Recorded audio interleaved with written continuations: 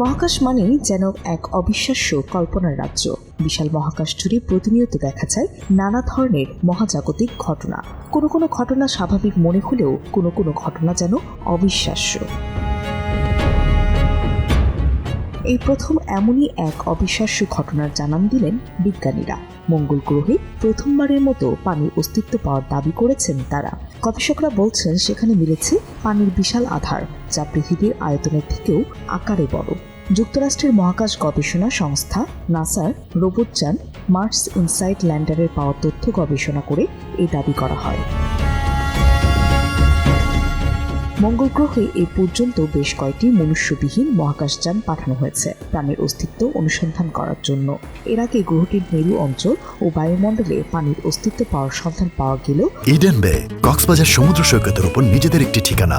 মাত্র 5 লাখ টাকায় আপনিও হয়ে যেতে পারেন এই হোটেলের মালিক। ইডেন বে, আ কনসার্ন অফ ভাইয়া হোটেলস। তরল অবস্থায় পানি এই প্রথমবারই মিলল। মার্স ইনসাইট ল্যান্ডারে পাঠানো তথ্যের ভিত্তিতে গবেষকরা বলছেন তরল পানির বিশাল মহাসাগরটি মঙ্গলের ভূপৃষ্ঠ থেকে 11.5 কিলোমিটার থেকে 20 কিলোমিটার নিচে অবস্থিত বলে ধারণা তাদের। মঙ্গল গ্রহে প্রাণীর অস্তিত্ব খুঁজে পাওয়ার চেষ্টাকে এই তথ্য আরও এগিয়ে নেবে বলে আশা করছেন বিজ্ঞানীরা। একই সঙ্গে বহু আগে গ্রহটির মহাসাগরে কি ঘটেছিল সে সম্পর্কেও ধারণা পাওয়া যাবে। 2018 সাল থেকে লালচে এই গ্রহটিতে অবস্থান করছে ইনসাইট ল্যান্ডার নামক রোবটযানটি। 4 বছরের বেশি সময় ধরে এটি এই গ্রহে ভূকম্পন সংক্রান্ত তথ্যপত্র পরিমাপ করছে।